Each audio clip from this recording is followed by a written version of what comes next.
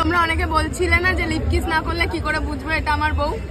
হ্যাঁ, এটা একটা সোশ্যাল এক্সপেরিমেন্ট ছিল, আমরা আসলেই বিয়ে করিনি। সোশ্যাল মিডিয়াতে 1 মাসের রিটার্ন পলিসিতে বর কিনেছিল। 1 মাস হয়ে গেছে, নাটকের কন্টেন্ট শেষ, এবার বর রিটার্ন করে আবার অন্য কিছু নেবে। এমনি ভিডিওর ভিউজ কমে গিয়েছিল, তাহলে ভিউজ বাড়াতে গিয়ে কি করতে হবে? নাটক করতে হবে। আর লোকের কাছে খিস্তি গালাগালি খেয়ে এবার নিজেরা বাঁচবো কি করে? এটাকে সোশ্যাল এক্সপেরিমেন্টের নাম দিয়ে দাও, দিয়ে স্টার্ট করে পয়সা কামিয়ে পাতলা গলি দিয়ে বেরিয়ে চলে যাও।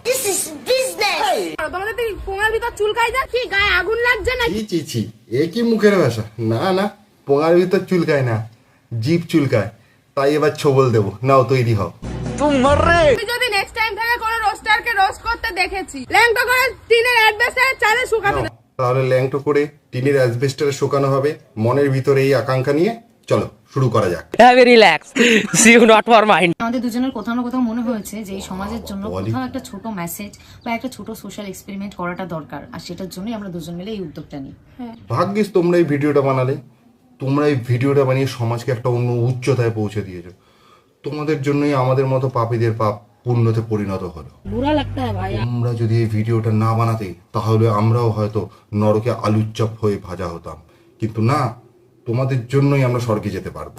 এইটা আমরা জানতাম। দেখছোই যখন, স্যাট করে একটা লাইক বাটনটা টিপ দিয়ে সাবস্ক্রাইবটাই জোরে টিপে দাও। জোরে না, আস্তে টিপলেও হবে, তবে টিপে দাও, হবে একটুখানি আমারও সাবস্ক্রাইবার হবে।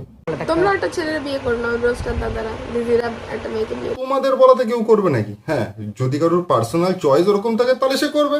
আর যদি কেউ নাটক করে তোমাদের মতো ভিডিও করে আর বলে যে আমরা এরকম, তাহলে তারপরে যখনই নাটকটা শেষ হবে তখনই তোমাদের মতো একেবারে নতুন নতুন খিস্তি খেতে হবে। তখন আর বিয়ে করলে এরকম খাওয়াবো কি বাচ্চাদের?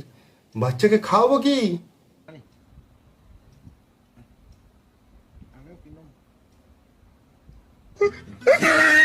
এসব খায় না, এসব ওরা খেতে চায় না। দুধে চুল পড়লে বাচ্চারা খায় না, জানো না তোমরা নাকি? বলো কি, তুমি সত্যি বলছো? তো গাইস, বিষয়টা হচ্ছে সেদিন রাতে আর ওরকম সিচুয়েশনে তো আর ব্লগ করা যায় না। যারা ব্লগ করার জন্যই সবকিছু করছে তাদের নাকি ব্লগ করার সিচুয়েশন ছিল না। ফুটেজ পার্টির নাকি ব্লগ করার মানসিকতা নেই, এটা বললে হবে? এইটাও সম্ভব। এটা হয়তো আরো অন্য বেটার অপশন ছিল মানুষকে বোঝানোর জন্য, বাট পয়সা দেখো, বেশ কয়েকদিন ধরে ওদের ভিডিওতে ভিউজ অনেক কম আসছিল, তাই এই সব করে ভিউজ এলো। হ্যাঁ, সাথে কিছু খিস্তি গালাগালি এলো, কিন্তু সেই সাথে পয়সাটাও তো এলো। না বলো। যার যা ইচ্ছা সে তাই কন্টেন্ট বানাতে পারে, কারোর কিচ্ছু বলার নেই। যার ভালো লাগবে দেখবে, যার ভালো লাগবে না সে কমেন্ট করে বলবে। খিস্তি গালাগালি দিয়ে না হোক, এমনি কমেন্ট করেই বলবে। কিন্তু আমি পয়সার জন্য একটা কন্টেন্ট বানাবো, কন্টেন্ট বানিয়ে যখন ওর থেকে বেরোতে হবে তখন অন্য কারোর ঘাড়ে দোষ দিয়ে বেরিয়ে যাব। আমি তো অমুকের জন্য করছিলাম, আমি তো সোশ্যাল এক্সপেরিমেন্টের জন্য করছিলাম। কখনোই না, তোমরা শুধুমাত্র পয়সা কামানোর জন্যই করছিলে। কি বললা? বর সাজতে গেলে যে লুঙ্গি পরতে হবে কোথায় বলা আছে? হ্যাঁ, এ নিয়ম কোথায় বলা আছে যে বর সাজতে হলে লুঙ্গিই পরতে হবে? কোনো সময় লুঙ্গি পরে দুলাভাই সাজছে, কোনো সময় রাজমিস্ত্রির জোগালি হয়, এই একটুখানি সিমেন্ট মেখে দুটো ইট তুলে ও র্যাম্পে হেঁটে শুটিং শেষ। সুটিয়ে লাল করে দেবো, নোংরামি বার করে দেবো। ওরা কিন্তু অনেক কষ্ট করে, অনেক স্ট্রাগল করে নিজেদের ভালোবাসার মানুষকে পায়। তো আমার বা তোমার কোনো অধিকার নেই যে সেই ভালোবাসাটাকে হচ্ছে তুচ্ছ তাচ্ছিল্য করা। একজন বিশিষ্ট সমাজকর্মী, তাহলে যাদের ওপর ভিডিও বানিয়ে এই এতগুলো টাকা ইনকাম করলো, তাদের জীবন যাত্রা উন্নতির জন্য, সামাজিক জীবন উন্নতির জন্য নিশ্চয়ই এই ভিডিওগুলো থেকে কামানো টাকা কিছু না কিছু হলেও ব্যয় করবে, নিশ্চয়ই ব্যয় করবে। ঘন্টা ব্যয় করবে। মনে হয় ওদের দেখে ওরকম, শুধু নিজের মালটুকু কামিয়েছে, কামিয়ে এবার বেরোবে কি করে তাই অন্যের গাড়ি দোষ দিয়ে বেরিয়ে যাচ্ছে। নাটকটা কিন্তু এরা এখনো খুব ভালো করে করে যাচ্ছে, এখনো খুব ভালো নাটক করছে। ভাবছে সবার মাথায় বড় বড় করে লেখা।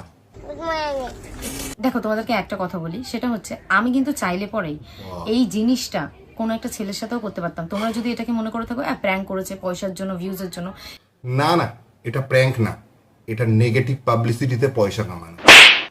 যদিও খিস্তি খেতে খেতে এরা বুঝে গেছে যে ঠিক আছে, যে এই মাল আর বেশি দিন চলবে না, এইসব নাটক আর বেশি দিন চলবে না, খিস্তি খেতে খেতে এরা বুঝে গেছে। কিন্তু তাতে কি, খিস্তি দাও আর যাই দাও, মাল সেটা তো ভরে ভরে আসছে না। আর কি দরকার? এটা হাস্যকর এই দেশের জনগণের জন্য। আমাদের দুজনের এই রূপটা দেখে হয়তো অনেকে শকড হয়েছে, অনেকে এতক্ষণে কমেন্ট বক্সে অনেক মন্তব্য করে ফেলেছো, অনেক খিস্তি খামারি অনেক কিছু দিয়ে ফেলেছো। এরা এই নাটকটা বন্ধ করেছে শুধুমাত্র খিস্তি গালাগালির জন্য। যে পরিমাণ আর যে নতুনত্ব ধরনের খিস্তি গালাগালি এরা খেয়েছে, তাতে এরা বুঝে গেছে যে এদের নাটকটা সবাই ধরে ফেলেছে। তাই এই নাটকের পাট চুকিয়ে পরবর্তী নাটকের জন্য প্রস্তুত হচ্ছে। যা বুঝবার আমি বুঝে গিয়েছি। খিস্তি গালাগালিও যে ভ্যাকসিনের কাজ করতে পারে, তা আমি এদের এই নাটকের ভিডিওগুলো দেখে বুঝতে পারলাম। এত পরিমাণ খিস্তি গালাগালি খেয়েছে যে স্যাট করে সব বন্ধ করে দিয়েছে। তো আমি সমস্তটা ভেবে, সমস্ত কিছু ভেবেই ছক কষেই তারপরেই কিন্তু জিনিসটা সবাই বুঝে গেছে তোমরা পাক্কা ঘুঘুমাল, ঠিক আছে? একেবারে লোকজনের কাটতে ওস্তাদ। তবে যাই বলো, এদের ম্যানেজমেন্ট কোয়ালিটি কিন্তু দারুণ। দেখেছো সিম্প্যাথি নেওয়ার জন্য কি সুন্দর নাটক করছে, আবার এলজিবিটি কমিউনিটির কোর্টে বল ঢেলে দিয়েছে নিজেদের পরিষ্কার রাখার জন্য। ঠিক বলেছো।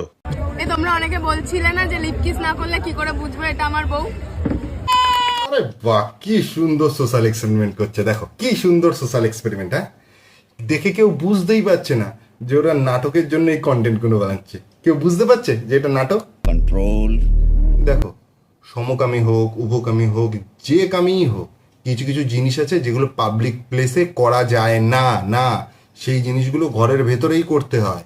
সেই জিনিসগুলো ঘরের ভেতরের জন্যই। আর পাবলিক প্লেসে করলে লোকজন অকওয়ার্ড পজিশনে পড়ে যায়। সে তুমি যেই হও না কেন, তাহলে খিস্তি গালাগালি বাজে কথা কটু কথা তোমায় শুনতেই হবে এইসবের জন্য। তাহলে এই পর্যন্তই আজকের ভিডিওটা। আবার দেখা হচ্ছে পরের ভিডিওতে।